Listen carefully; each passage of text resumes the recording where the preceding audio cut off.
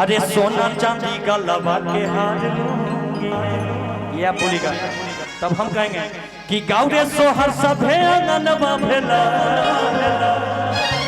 गाँव रे सोहर सभे अंगनवा भेला, आ हमर मुकेश के घर में ललनवा भेला, मुकेश के घर में ललनवा भेला, मुकेश के घर में ललनवा भेला, मुकेश के घर में ललनवा भेला। गाँव रे सोहर सभे अंगनवा भेला, गाँव रे सोहर सभे अंगनवा भेला। आ हमर भौजी के दू गो ललनवा भेला, भौजी के दू गो ललनवा भेला, हमर भौजी के जोरे ललनवा भेला, हमरा भौजी के दू गो ललनवा भेला। इसी में गाना था मेरा जो वायरल हुआ था कि हमरा बुझाता बबुआ जीएम होई है, ओह से ऊपर टीएम होई है वो, हमरा बुझाता बबुआ जीएम होई है, ओह से ऊपर पीएम होई है, ओह से ऊपर पीएम होई है हो। डायरेक्ट के बाद पीएम बनाने के लिए तैयार इल्ला नाही डके सीतारा कि बबुआ सीएम होई है, कि वो हसे ऊपर पीएम होई है वो। ए ललना हिंद के सितारा बबुआ सीएम होई है, ओह से ऊपर पीएम होई है, बबुआ हिंद के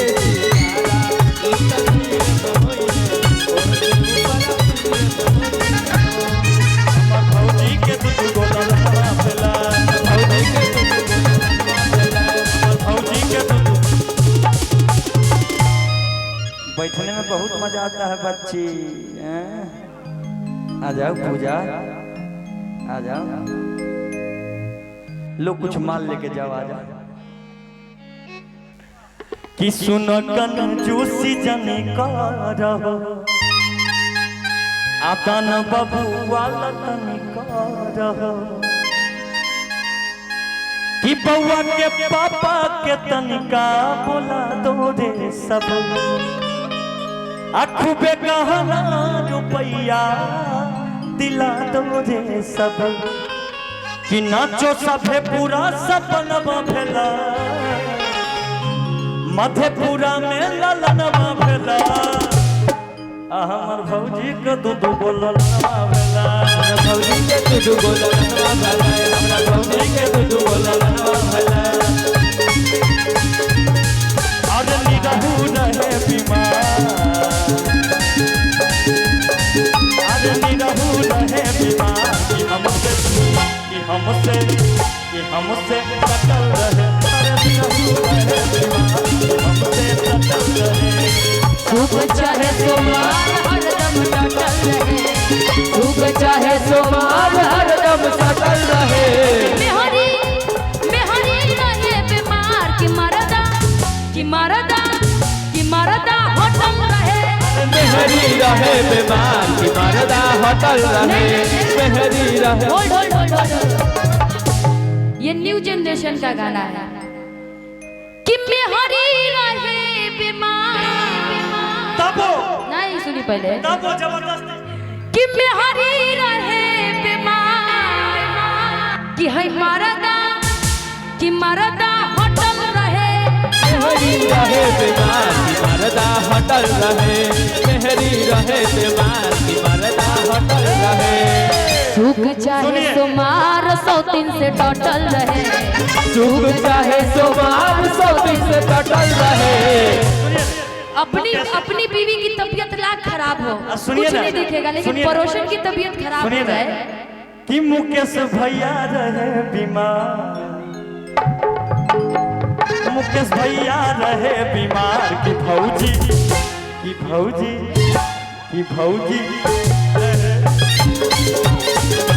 भौजी सटल रहे, भैया रहे बीमार, कि भौजी सटल रहे।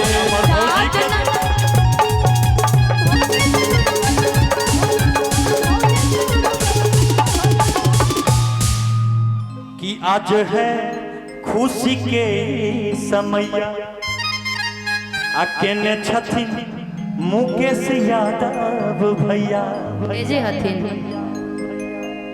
कीन के चाचा को तनिका बुला दो रे सब। उनके इर्द गिर्द जितने बैठे हैं सब चाचा ही हैं, बउआ के चाचा ही हैं। दरोगा सिपाही जी से दर्शन करा दो रे सब। जय हिंद कि जय भारत। गोरे गोरे हो रतनवा भेला, कि गोरे गोरे हो रतनवा भेला। यहाँ सिपाही जी दरोगा जी हैं, तो हमर सिपाही जी के घर में ललनवा भेला। सिपाही जी के घर में ललनवा भला, दरोगा जी के घर में ललनवा भेला। दरोगा जी के घर में ललनवा भला। सात नदियाँ पार से मोर पियवा लगे नाना दी। सात नदियाँ पार से मोर पियवा लगे नाना दी। सात नदियाँ पार से मोर पियवा लगे नाना दी। सात नदियाँ पार से मोर पियवा लगे नाना दी। अब मंगले रहनी नाक के नथिया नथिया लगे नाना दी।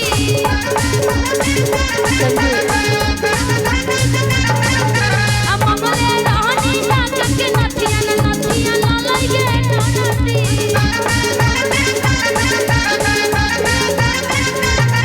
हमर भौजी के दू गो ललनवा भेला। हमरा भौजी के दू गो ललनवा भला। भौजी के दू गो ललनवा भेला। हमरा भौजी के दू गो ललनवा भला। वाह, देखिए ये सब कहाँ घर हुआ आपका? छपरा जी। देखिए इनसे भी गवा दिया अपने यहाँ का भाषा का गाना। सुनिए इधर सुनाइए। के सुनो कंजूसी जनी करहो कि दन बबुआ कंजूसी तो करना पड़ेगा। जब कमेटी के सारे लोग कंजूसी कर रहे हैं, एक भी इनाम नहीं आया सिर्फ मुकेश जी को छोड़ के, तो कंजूसी तो हमें भी करनी पड़ेगी ना। एगो भैया अभी तक सिर्फ इस कमेटी से मुकेश जी की तरफ से ही कुछ पैसे आए हैं, बाकी किसी ने नहीं लाया है। इधर देखिए सब कंजूस चश्मा वाले भैया, चश्मा वाले भी भैया एगो आंख दाब के थोड़ा निकाल रहे हैं, जेब में हाथ डालिए जजमान, और 2000 निकाल।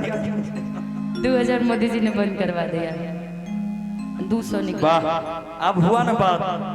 बहुत बहुत धन्यवाद। ले नमरी, ये अच्छा लगता है जब ये मोदी जी हैं। अच्छा हाँ, इनका नाम मैंने लिया था, मोदी जी।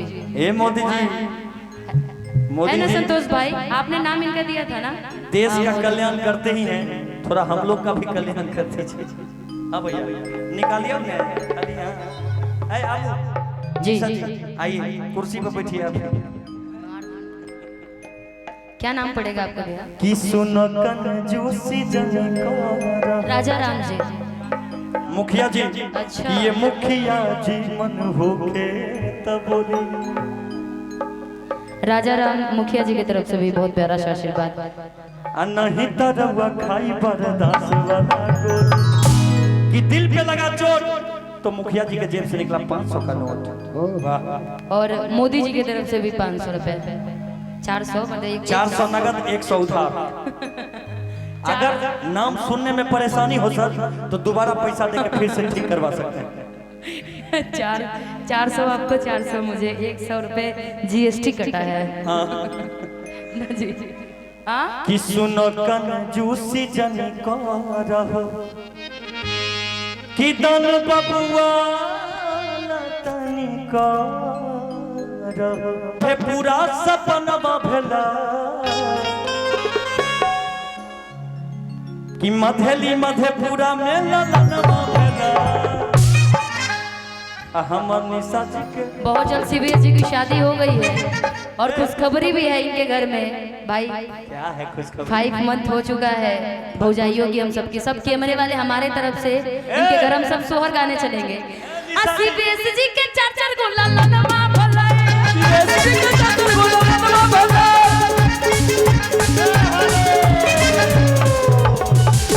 सुनिए, हमारा शादी का 5 महीना नहीं 9 महीना से ऊपर हो गया। नो नहीं तो शादी का थोड़ी बोले हैं हम बेबी को 5 महीना आपके बोले हैं कि आपकी बेबी 5 महीने बाद आपकी अच्छा तो पता चलेगा सबको ना जी, दिखते हो ना भाई। सॉरी मुझे यहाँ का उतना नहीं आता, लेकिन इनके गाने यही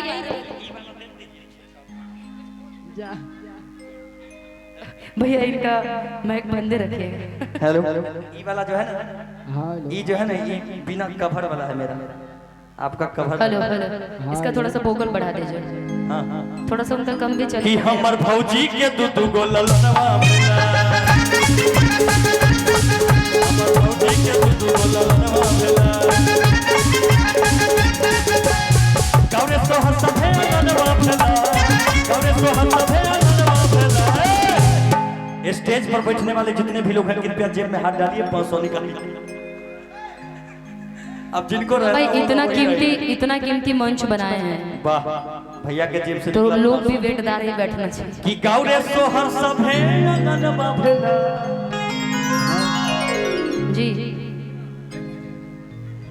गुड्डू जी, भैया की तरफ से गुड्डू जी की तरफ से 500 रुपए का आशीर्वाद। गुड्डू यादव मधेली शंकरपुर मधेपुरा के हमर भौजी के दू गो ललनवा भेला हमर भौजी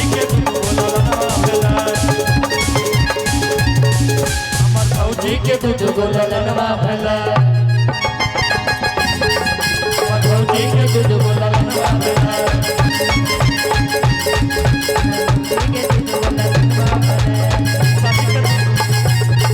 हमर भौजी के दू गो ललनवा भेला